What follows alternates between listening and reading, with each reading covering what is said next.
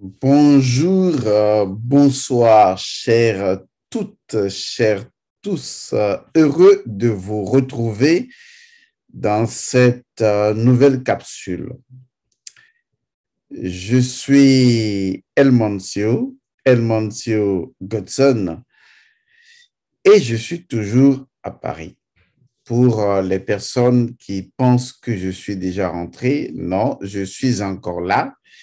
Je pense qu'aujourd'hui, voilà, aujourd'hui, jeudi 21 avril, je suis toujours là. Et vous le constatez si bien, je n'ai pas euh, caché l'arrière-plan de ma chambre d'hôtel. Je voudrais d'abord, avant toute chose, remercier la divine providence et les ancêtres purs qui ont permis que nous ayons organisé une conférence extraordinaire d'ailleurs, une conférence vraiment magnifique, formidable à Paris.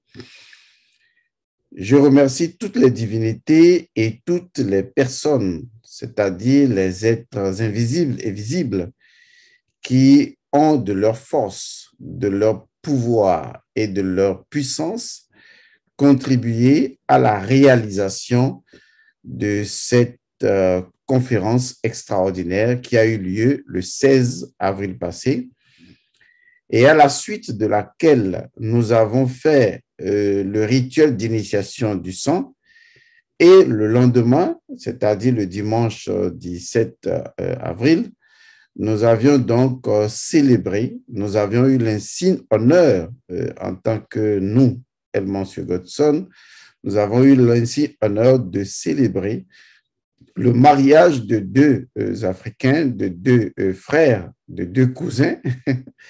Il s'agit donc naturellement de la Mambo Rosmi et de son magnifique époux Joaquin. Nous avions été le maître de cérémonie pour orchestrer la magie de l'union ancestrale, du mariage ancestral, du mariage spirituel. Et cela également a été un événement magnifique, formidable. Et toutes les forces invisibles et visibles étaient là. Et les choses, naturellement, dans tous les aspects, s'étaient très bien déroulées. Pour en revenir à la conférence, il faut dire que pour les retours que nous avons, sans surestimer les choses, les personnes invitées, les personnes présentes ont été comblées par la métaphysique ancestrale, par et la science et la spiritualité de nos ancêtres qui fondent la certitude, l'évidence des choses et non la croyance. C'est pour cette raison que je viens aujourd'hui remercier tous les invisibles et les visibles, remercier toutes les personnes qui, de loin ou de près, ont participé, ont contribué à la réalisation de ces événements, de ces derniers moments. Actuellement, je suis un peu au calme, au repos, et c'est nécessaire, il le fallait bien, surtout que j'ai reçu beaucoup de personnes qui avaient beaucoup de problèmes. Je l'ai fait en premier pour prendre le pouls. C'est vrai que j'avais déjà fait un rituel pour voir dans l'Akasha de Paris et de la France en entier quelle était l'énergie qui prédominait et j'ai vu et je m'en suis fait mon idée. Mais en recevant les gens, j'ai compris mieux parce que cela m'a permis de cerner et de concerner vraiment les enjeux que les Africains et les Afro-descendants rencontrent en France. Donc, il fallait vraiment faire cette conférence, il fallait vraiment faire ce rituel d'initiation au sang, il fallait vraiment faire ce mariage, il fallait vraiment recevoir les gens et tout cela a permis de prendre le pool énergétique donc de cette partie du monde. J'en suis très honoré et j'en suis vraiment, vraiment, vraiment heureux. Cela m'a permis et va me permettre de mettre en place un ensemble de rites, de rituels, de cérémonies d'initiation qui permettront de pouvoir réorienter toute la communauté de la diaspora vers la spiritualité et la science ancestrale. Il est important aujourd'hui qu'on s'approprie les choses dans leur principe, dans leur nature première. Parce que quand on n'a pas le pourquoi des choses, on n'a pas le pouvoir. Le pouvoir ne vient pas dans le comment, le pouvoir vient dans le pourquoi des choses. Et si nous détenons le pourquoi d'une chose, c'est-à-dire son êtreté, son principe premier, sa nature première, la chose par laquelle la chose est la chose et rien d'autre que la chose, eh bien, en ce moment, si nous avons cette connaissance, ne serait-ce même qu'un savoir que nous transformons en connaissance, il sera très utile pour nous, disons, d'impacter mieux. Et la communauté aujourd'hui en a besoin, car l'énergie qui circule dans cette partie du monde est une énergie infectée et il est de notre responsabilité de corriger ce déséquilibre spirituel dans cette partie du monde, ne serait-ce que pour le peuple africain. Franchement, je tiens à vous remercier.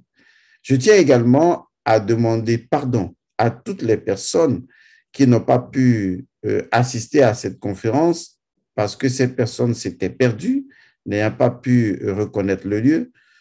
Je vous demande vraiment pardon. Je pense que nous pourrions organiser à nouveau et dans une prochaine vidéo, je vous annoncerai naturellement le prochain événement qui aura toujours lieu à Paris dans le mois de juillet et vous pourriez y participer parce que pour le moment, avant de fignoler les choses, nous sommes en train de penser à une retraite spirituelle de plusieurs jours pour justement travailler avec vous efficacement, pour travailler avec vous de façon efficiente afin que les résultats à moindre coût soient atteints de façon parfaite.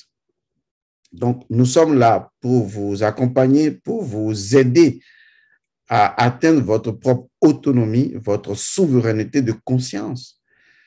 Et au cours de la conférence, j'ai expliqué vraiment ce qu'est la conscience et comment, naturellement, en s'appropriant la conscience, on s'appropriait vraiment sa légalité spirituelle, sa légitimité spirituelle et, naturellement, sa nature première sans laquelle notre identité ne pourrait nous conférer aucune force, aucun pouvoir, ni aucune puissance.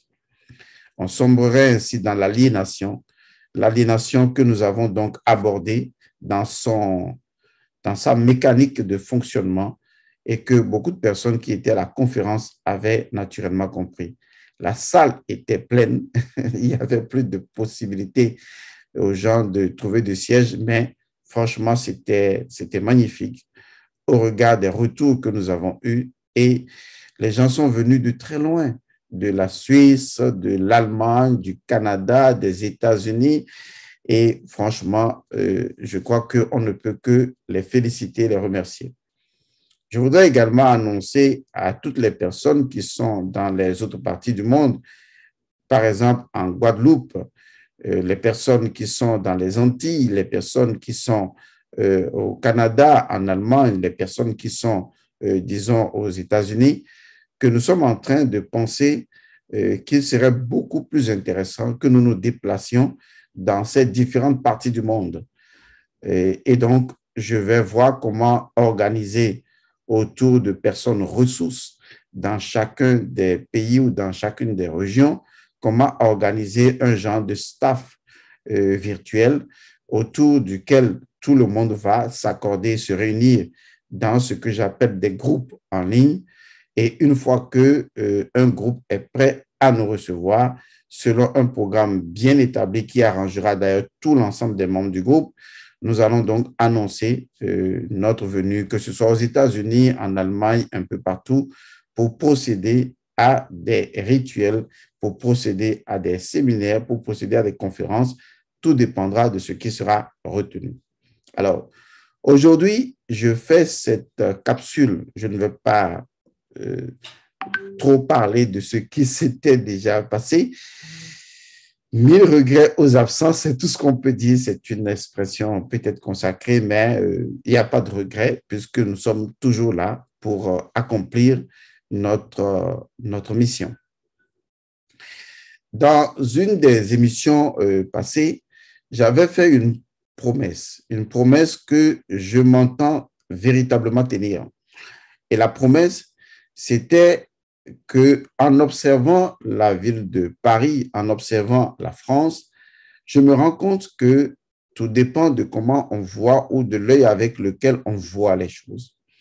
Et que la première chose que je vois, puisque les énergies doivent circuler dans une géométrie précise pour créer une harmonie dans un espace donné, je me suis intéressé à la géométrie. Et naturellement, je ne m'étais pas trompé. Et aujourd'hui, en introduction, puisqu'on va faire une série d'émissions sur Paris, en introduction à cette série d'émissions que je vais intituler Le Code Paris, ce qui se cache vraiment, en attendant donc d'aborder le contenu d'un certain nombre de révélations, je vais dans cette introduction attirer votre attention sur ce qui fait fondamentalement Paris.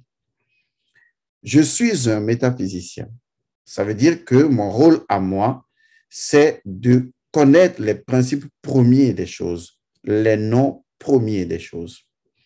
Parce que sans ça, on n'a pas le pourquoi des choses. Et quand on n'a pas le pourquoi, on n'a pas le pouvoir parce qu'on n'initie pas la force qui émane du principe premier qui nous confère le pouvoir d'agir et en multipliant par lui-même ce pouvoir d'atteindre la puissance. Et donc, il est important de comprendre le pourquoi d'une chose.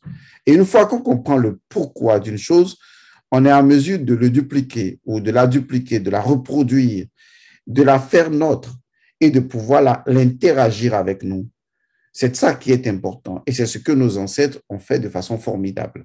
Je vais vous demander d'être très attentif à ce que je vais dire parce que je vais parler, je vais vous dire certaines choses, certaines révélations sur Paris et j'aurais aimé que vous compreniez au-delà des mots la dimension symbolique des choses et le langage que j'appelle le langage de la nature, le langage chthonien. Ce langage, eh bien, il existe non seulement dans les médiunitaires sont les fondements de toutes les langues, et mieux, cela existe, et je vous assure, dans les langues françaises, et cela existe dans ce que je m'en vais vous révéler aujourd'hui. Je vais vous expliquer ce que j'ai constaté de Paris. D'abord, il n'est plus à cacher, ça tout le monde a cette information, pratiquement tout le monde, c'est le nom Paris. L'origine du nom Paris, du mot Paris, vient de la langue égyptienne, qui naturellement a été francisée, qui a été donc utilisée dans une autre langue. Et comme l'égyptien ne travaille qu'avec l'ossature des choses, l'ossature, c'est la momie, l'os, le squelette, c'est la momie. Et donc, la langue médunitaire, c'est la langue d'Osiris. Il faut le dire aussi comme ça, parce que Osiris est la première momie. Et la momie, c'est le squelette. La momie, c'est les principes premiers. Car le squelette constitue les principes premiers des choses. L'os, c'est très important. Et l'os représente également la charpente, ce qui sous-tend. Et en ce moment, il est en relation avec Horus. D'ailleurs, qui dit Osiris, dit Horus, puisque Horus n'est que la transposition de Osiris dans le pouvoir de la gestion de l'Égypte antique, pendant que Osiris en représente la force initiatrice de toutes choses et que justement on retrouve la momie d'Osiris dans le souterrain qui est en relation avec les déesses, les énergies féminines. Et d'ailleurs, la magie de la résurrection donc d'Osiris n'a été réalisée que par Isis, dans le temple de Isis, qui est un fait scientifique prouvé, archéologique dans l'Égypte antique. Pour revenir donc au nom Paris, vous savez, tout le monde le sait aujourd'hui, et même les Parisiens le savent, les Français le savent, eh bien, il s'agit de Père Isis, c'est-à-dire tout simplement Père Haset, c'est-à-dire c'est la maison d'Isis. C'est très important de comprendre ce que je vais vous dire, parce que justement, lorsqu'on parle de la maison d'Isis, c'est là que vous allez voir que les Français ont tout fait après avoir donc copié la tradition égyptienne, et ils ne s'en cachent point dans la mesure où les traces sont là, les faits sont là, les mots sont là, et vous allez le reconnaître tout de suite, vous allez vous éveiller, pouf, et vous allez dire, waouh, est-ce que nous avions vu ça auparavant? Et donc, quand vous prenez Père Isis, c'est-à-dire la maison de Isis, en fait, vous vous rendez compte que les Français parisiens ont véritablement, je vais dire, créé une harmonie entre le nom qu'ils donnent à la ville de Paris, je dis bien à Paris, la capitale, le nom qu'ils lui donnent avec la forme même de Paris. C'est incroyable. C'est la raison pour laquelle je dis souvent à ceux qui sont des kamitonazis ou à ceux qui sont des faux kamites qu'il faut faire attention à ce qu'ils font, à ce qu'ils disent. Parce que ceux que vous appelez les lécodermes, ils ont leur nature première. Et ce qui est extraordinaire, si aujourd'hui ils continuent à avoir cette domination sur certains peuples, c'est parce qu'ils sont conformes à leur nature première. Et ils s'arrangent pour être conformes à leur nature première. Et quand quelqu'un est conforme à sa nature première, comme par exemple, le lion est un carnivore et que le zèbre est un herbivore, la nature ne peut que le soutenir et quoi qu'on dise, la personne est forcément dans la marade. Ce que je dis peut vous déplaire, mais vous ne pouvez pas expliquer pourquoi, malgré tous vos rouillaria comme l'âne qui crie, les choses ne changent pas parce que vous n'avez pas compris que la solution n'est pas dans les guéguerres, ni dans les rancœurs, ni dans le racisme africain que vous êtes en train de créer, mais que le problème se trouve ailleurs. Il est en vous, parce que c'est nous, les Africains, qui devons reconnaître notre principe premier, notre nature première, et fonctionner selon cette nature première. Car lorsqu'une chose est en harmonie avec sa propre nature première, la chose est dans son ordre naturel. Le lion est dans son ordre naturel parce qu'il est un carnivore. Le zèbre est dans son ordre naturel parce qu'il est un herbivore. Le lapin est dans son ordre naturel. Mais à partir du moment où la chose, comme le lion, ou ce n'est pas une chose, mais comme le lion, par exemple, va devenir herbivore, on va se demander, mais qu'est-ce qui ne va pas? Et mais quand le lion est carnivore et qu'il court derrière le zèbre pour pouvoir le consommer, pour pouvoir le manger, ben, cela fait partie de cette disposition de la nature. Est-ce que vous voyez? Tout simplement parce que c'est sa nature à lui. Les leucodèmes ont leur nature à eux. Et leur nature, eh bien, je l'ai déjà dit dans plusieurs de mes vidéos, je ne vais pas revenir là-dessus. L'impérialisme fait partie de leur nature. Vous ne pouvez absolument pas le changer, c'est ce qu'ils sont. Et ils sont en accord avec ça. Mais ce que je sais, c'est que quand ils font les choses, ils ne les font pas par le hasard, comme par exemple un Africain qui détient toutes les connaissances de sa tradition, mais qui veut construire une maison, construire le palais présidentiel, construire une salle de conférence, mais qui n'appelle pas les hommes de la tradition pour faire la pose de la première pierre qui doit être d'abord mystique, spirituelle, la fondation. L'Africain ne le fait pas. On prend le président, on prend quelques ministres qui, en fait, n'ont aucune dimension spirituelle. La pierre qu'on veut poser comme étant la première pierre n'a pas été préparée. C'est une pierre quelconque qu'on dit qu'on vient cimenter, machin et tout ça. Et le gars, il vient jouer sa comédie et il s'en va en oubliant que La première pierre est la pierre d'Atoum, la pierre sur laquelle Atoum est monté, et que la pierre est le symbole du Vodun. Ça veut dire que lorsque vous voulez construire une maison, vous posez la première pierre, vous instaurez le Vodun de cette maison, car la pierre est ce qui se rapproche le plus de la durabilité. Et donc, dans la dimension symbolique, c'est en rapport avec le principe premier. Et donc, quand je veux construire une maison, je veux ouvrir une société, je pose la première pierre, et ce n'est pas n'importe quelle pierre, c'est une pierre fabriquée, c'est une pierre magique, c'est une pierre qui est là comme soubassement, comme pierre angulaire de ce bâtiment. Et si je l'enlève, tout le bâtiment s'écroule parce que cette pierre est un portail entre le monde invisible et le monde visible. Voilà ce que ça veut dire. Mais on n'est pas là pour la pierre, on est là pour que je vous conduise quelque part d'autre. Et donc, il y a cette géométrie qui se met en mouvement, qui s'est mise en place, mais que personne ne lit tout autour de nous. Et l'Africain fait les choses, excusez-moi le terme, au hasard.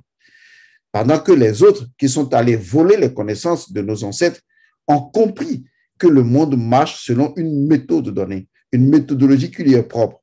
Et ils s'arrangent, même dans leur nature impérialiste première, de respecter le fonctionnement de la nature quand ça les arrange. Je vais vous expliquer. Et je vais demander que vous suiviez très bien. Donc, Paris, c'est Persis, c'est-à-dire tout simplement le nom d'Isis qui signifie la maison d'Isis. Alors, je vais demander à chacun d'entre vous, je ne vais pas le faire pour vous, débrouillez-vous. Je vais demander à chacun d'aller sur Google et Google Maps et de taper tout simplement Paris. Lorsque vous tapez Paris, ça, ce n'est pas caché, hein, tout le monde peut le faire. Lorsque vous tapez Paris et que vous cliquez sur Maps, vous allez voir la carte de Paris qui se présente devant vous. Et c'est là que vous allez voir la première forme de Paris. La forme de Paris ressemble exactement à un yoni, c'est-à-dire à un vagin. Précisément à un vagin. Comme si, à dessin, Paris a été dessiné pour correspondre parfaitement à un utérus, à un vagin, à un milieu féminin. D'abord, laissez-moi vous dire que Paris a une triple identité féminine. Je dis bien, Paris a une triple identité féminine. Mais je ne vais pas parler de ces trois identités féminines de Paris pour le moment. Je suis en train de vous ouvrir les yeux en introduction pour que vous voyez autrement les choses. Quand vous prenez la carte de Paris, vous allez remarquer que sa forme est exactement la forme d'un yoni, la forme d'un vagin, la forme d'un réceptacle, la forme de quelque chose qui reçoit. Et ceci a été fait à dessein. Ceci a été si bien fait à dessein qu'en énonçant le nom Paris, dont le mot est Persis, cela correspond parfaitement, géographiquement, naturellement, vous voyez, territorialement, à la forme que Paris a. Et donc, on peut dire qu'il y a intentionnellement et spirituellement un accord, une harmonie entre le nom et Paris. C'est important de le comprendre. Cela veut dire également que les personnes qui sont arrivées à nommer Paris, même si on nous le cache, sont des personnes qui ont découvert des secrets de Isis, et qui ont utilisé des portions de ce secret, non seulement pour dessiner la ville de Paris, pour nommer la ville de Paris, mais pour instaurer une initiation dans cette configuration. Et donc, quand vous regardez cette forme, vous êtes émerveillé parce que c'est la forme justement de la cuvette, la forme justement du vagin, d'un réceptacle, la forme justement qui correspond à ce que représente la déesse Isis. Et donc, c'est vraiment saisissant. Mais ce n'est pas tout. Parce que le secret de Paris, qui fait la force de Paris et qui naturellement fait automatiquement sa faiblesse pour ceux qui en détiennent le secret, c'est ce qui traverse Paris. Parce que l'histoire de Paris est intrinsèquement liée à ce cours d'eau qui traverse entièrement Paris, la Seine. Vous avez bien entendu, j'ai bien prononcé Seine. Retenez cela. Et donc, la Seine, ce fleuve, traverse totalement Paris. Et vous l'avez remarqué, c'est ce qui est en bleu et qui a la forme serpentine qui passe à l'intérieur du vagin ou de la maison d'Isis. Cette configuration n'est connue que des prêtres égyptiens, n'est connue que des initiés. Faire traverser un cours d'eau, faire traverser un écoulement d'eau, faire traverser un fleuve à l'intérieur d'une cuvette, à l'intérieur d'un vagin. Ceci a une infinité de compréhension et ça, c'est ce qui maintient Paris, Paris. Ça veut dire que la force de Paris est dans Seine, la Seine, le fleuve, et également la faiblesse de Paris. Si vous voulez atteindre Paris dans sa dimension spirituelle, c'est à travers la Seine que vous devez passer. C'est là que se trouve sa force, sa puissance, c'est là que se trouvent ses prérogatives fondamentaux spirituelles et c'est là également que se trouve sa plus grande faiblesse. Et donc, ce que je suis en train de vous dire vous ramènera donc non seulement au fleuve qui traverse, le fleuve qui est le dragon, il faut le comprendre, c'est le dragon, c'est Dragonia, c'est le serpent, c'est l'énergie dragon qui traverse Paris, mais, oh oui, mais, ce n'est pas tout. Ce qui est encore plus frappant, c'est le nom qui est donné à ce fleuve, Seine. Vous avez bien entendu, Seine. Dans l'ésotérisme français et parisien, il y a une forme de communication qui a été mise en place à dessein entre initiés pour parler et comprendre les principes premiers des noms, des mots, des phrases qui sont utilisées en langue française. Vous savez, quand on fait de la copie, si vous ne savez pas copier et que vous copiez le dégradé, vous risquez à un moment donné vous-même de perdre la route.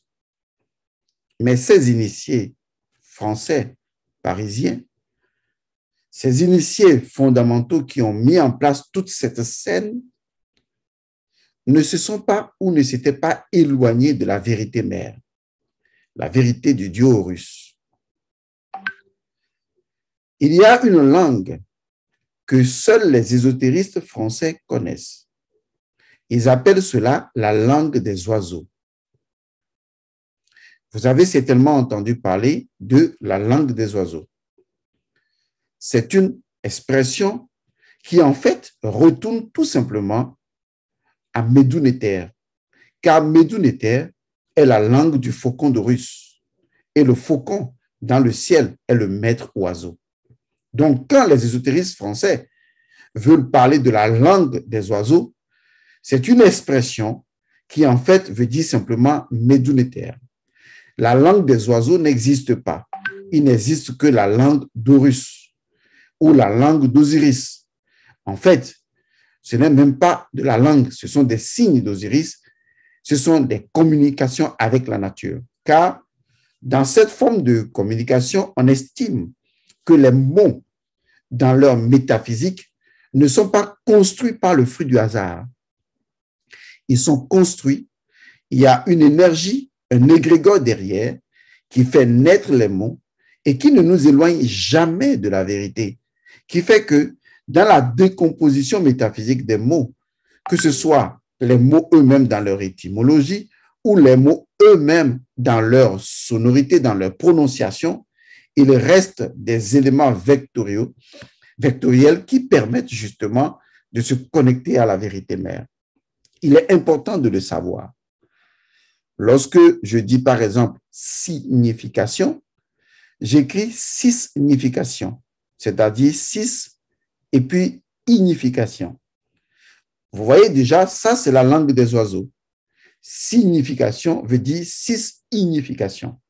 Et dans cette configuration, par exemple, cela veut dire concrètement quoi? Ça veut dire que la force primordiale est toujours le 6.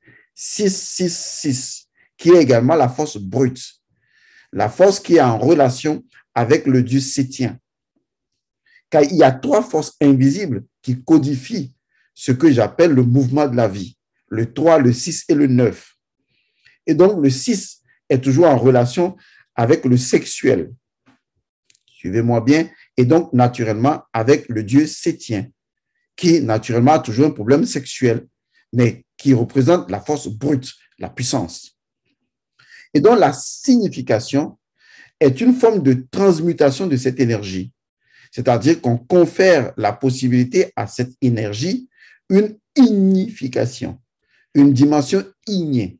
C'est-à-dire qu'on reconnaît que cette force est une force de feu et que la capacité qu'a cette énergie de consumer, de se purifier, fait la compréhension des choses, dont nous sommes dans une ignification du 6, c'est-à-dire de l'énergie potentielle. On appelle cela non seulement un signe, vous voyez, mais on appelle cela également la signification.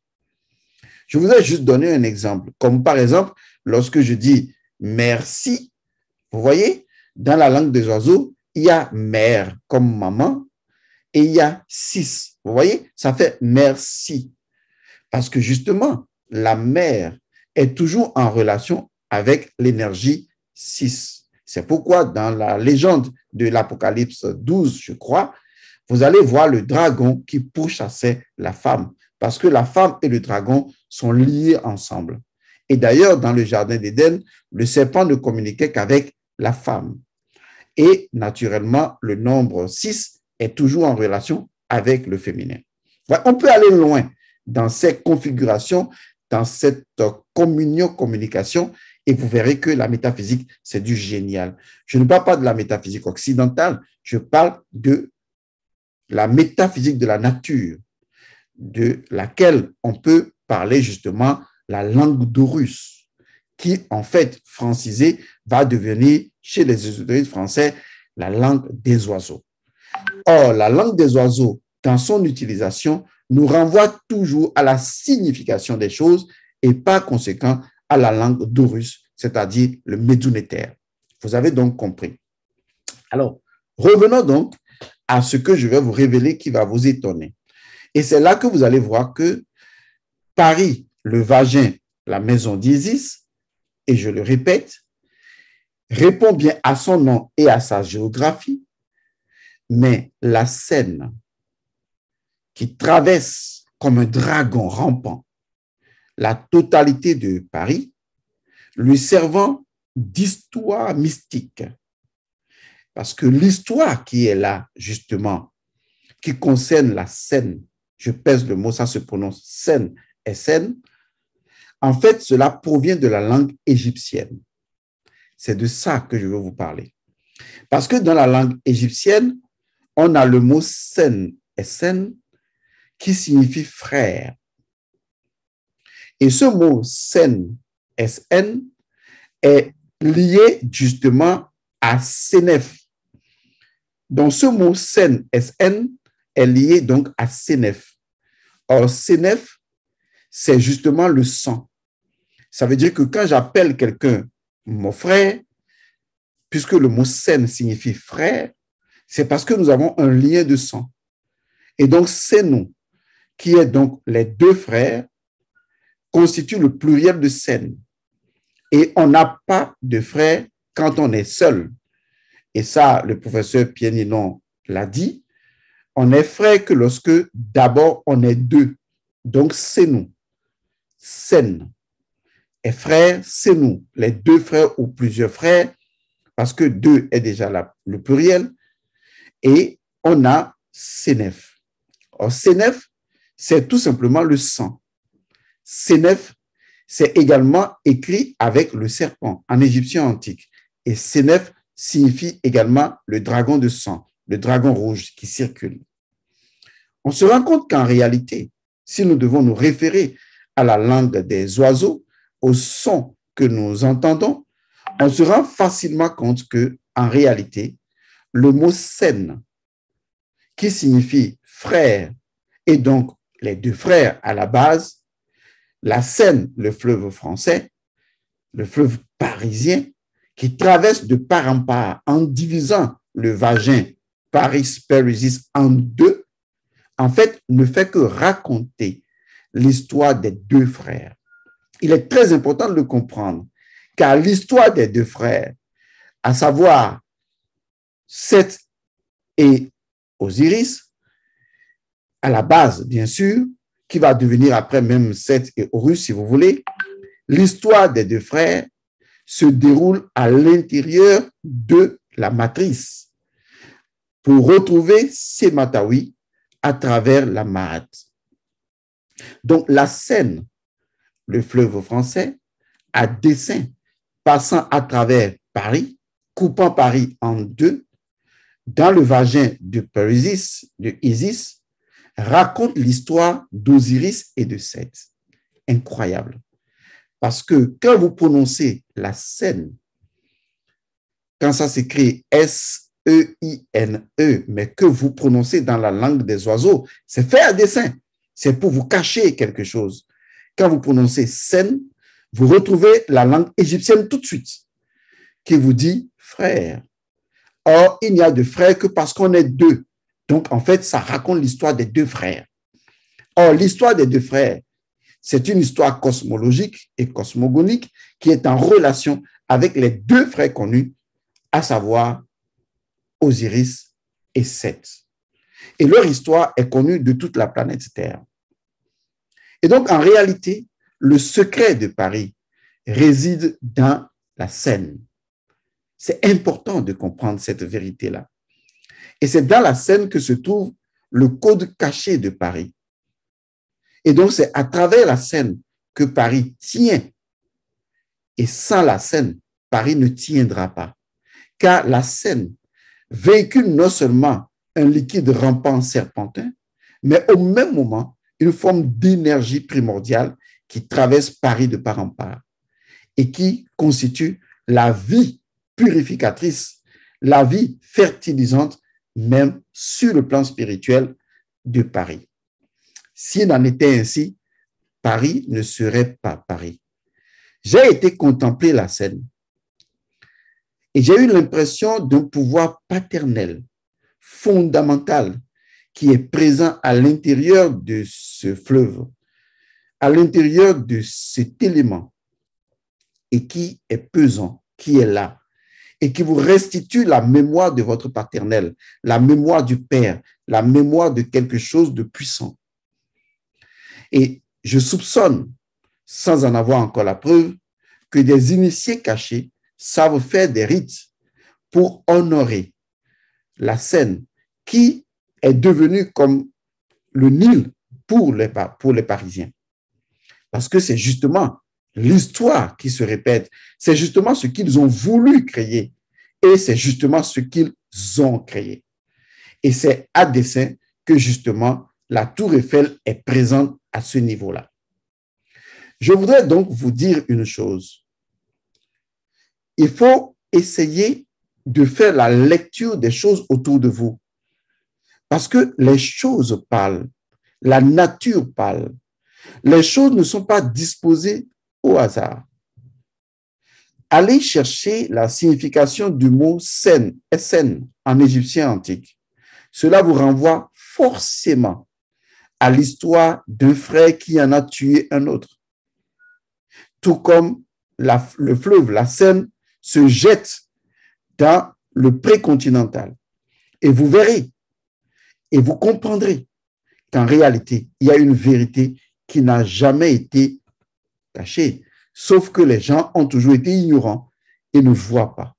Je dis, et je le répète, au risque de me tromper peut-être, je suis convaincu que des initiés cachés à Paris ou en France opèrent des rituels au niveau de la Seine. Des rituels pour maintenir la vie au niveau de Paris, parce que la Seine est le secret de Perisis. C'est sa fragilité, c'est sa force. Vous le lui enlevez, vous enlevez à Paris tout son pouvoir. Et ça, c'est évident. C'est la raison pour laquelle je voudrais demander à ceux qui sont des Africains de commencer à réfléchir autrement. Parce que les gens que nous avons en face de nous et que vous voulez combattre sont d'une intelligence raffinée. Parce que ces gens ont su percer certaines dispositions secrètes de notre tradition et ont reproduit cela. Bon, on ne peut pas être contre.